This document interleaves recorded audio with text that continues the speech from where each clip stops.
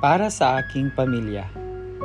Ma, salamat sa walang sawang pag-aalaga at sa tahimik mong lakas. Pa, salamat sa lahat ng sakripisyo at paggabay mo sa akin. Sa aking mga kapatid, kayo ang una kong kaibigan at habang buhay kong sandalan. Alam kong hindi tayo palaging nagpapakita o nagsasabi na mahal kita.